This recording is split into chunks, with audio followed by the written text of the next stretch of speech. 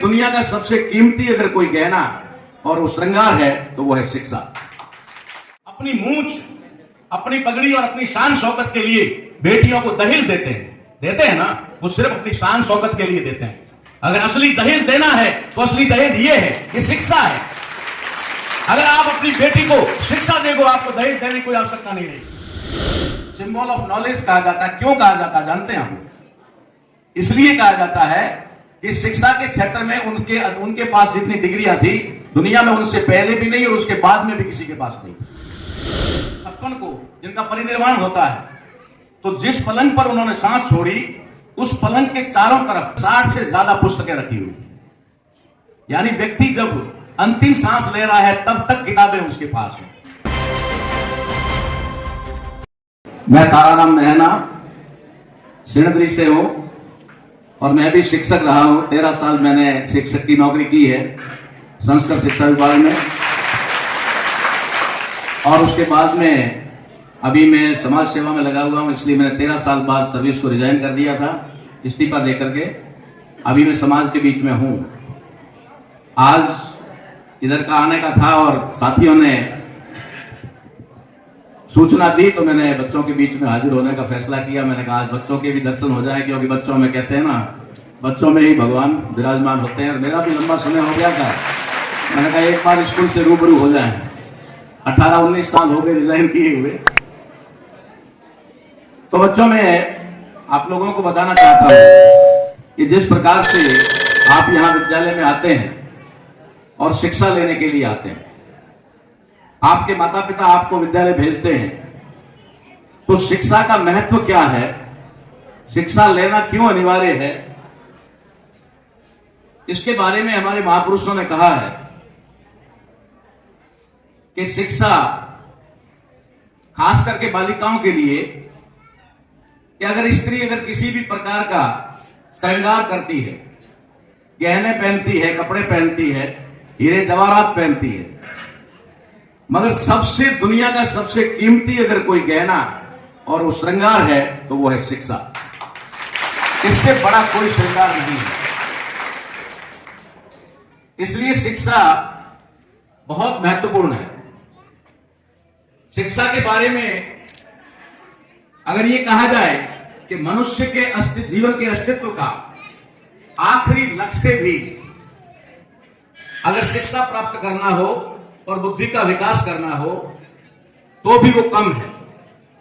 हमारे महापुरुषों में बहुत सारे ऐसे महापुरुष हुए हैं जिनमें एक बाबा साहब अम्बेडकर भी हुए हैं, और बाबा साहब अम्बेडकर को ज्ञान का प्रतीक कहा जाता है, सिंबल ऑफ नॉलेज कहा जाता है। क्यों कहा जाता है जानते हैं आप?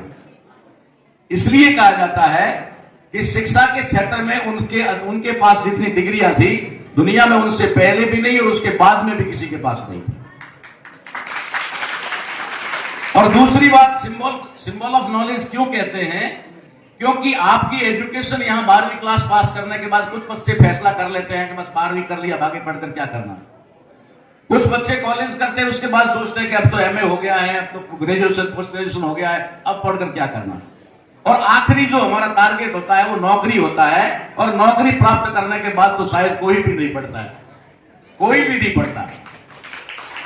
लेकिन जिन्हें सिंबल ऑफ नॉलेज कहा जाता है, वे जब 6 दिसंबर 1956 को जिनका परिनिर्वाण होता है, तो जिस पलंग पर उन्होंने सांस छोड़ी उस पलंग के चारों तरफ 14 स्टूल रखे हुए थे, और 14 स्टूल के ऊपर करीबन 60 से ज्यादा पुस्तकें रखी हुई। यानी व्यक्ति जब अंतिम सांस ले रहा है तब तक किताबें उसके पास हैं। तो ज्ञान का कोई भी लिमिट नहीं होता है, ज्ञान की कोई भी सीमा नहीं होती है।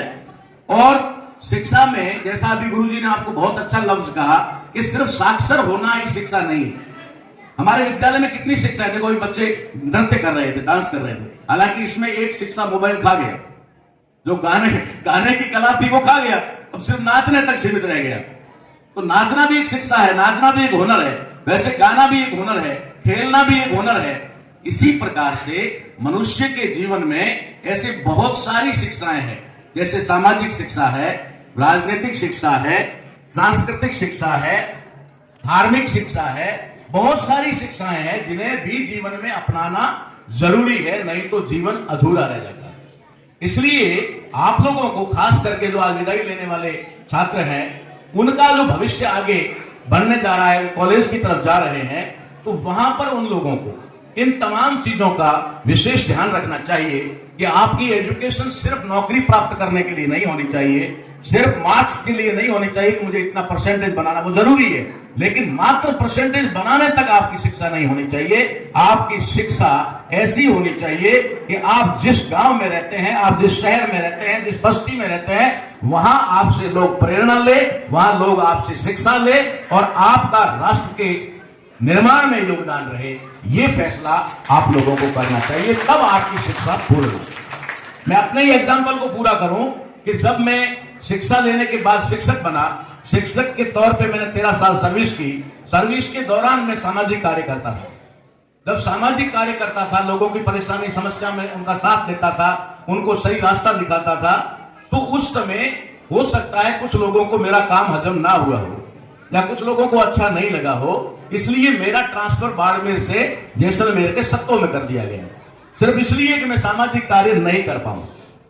और फिर मैंने फैसला किया कि नौकरी से तो मैं सिर्फ मेरा परिवार पाल सकता हूं, ठीक है, मेरी अपना घर चला सकता हूं, लेकिन जो कार्य मैं समाज के लिए कर रहा हूं, अगर वो नहीं करूंगा तो समाज को बहुत बड़ा नुकसान हो जाएगा। मेरे घर में, मेरे परिवार में अगर सबकी नौकरी नहीं है तो वो भी अपना भरण पोषण करते हैं, मैं भी कर लूंगा। और मैंने 13 साल की सर्विस 2005 में 1 जुलाई को रिजाइन करके फैसला किया कि मैं अब समाज के लिए काम करूंगा, अपने लिए नहीं करूंगा।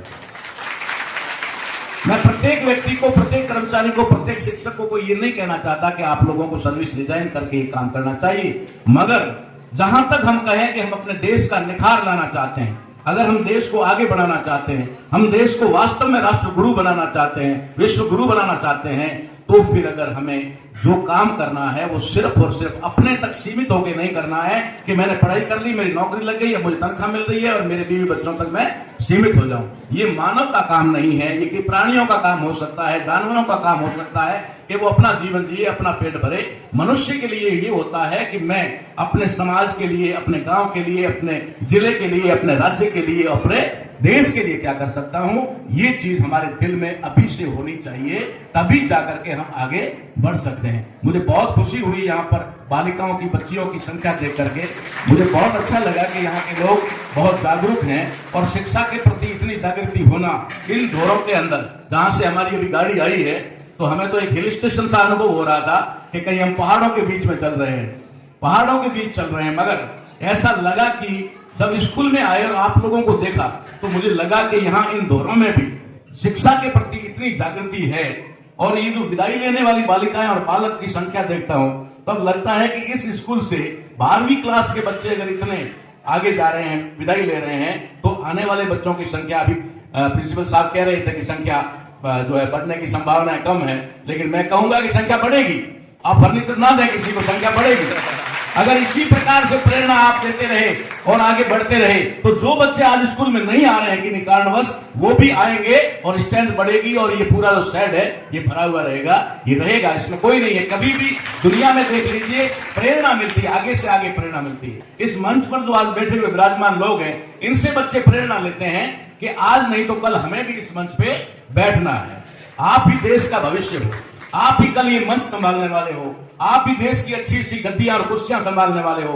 इसलिए अपने मन में अभी से ठान लो कि सिर्फ अक्षर ज्ञान ही नहीं, हमें स्वर्ण, क्या कहते हैं उसको, सर्वांगीण विकास अपना करना है।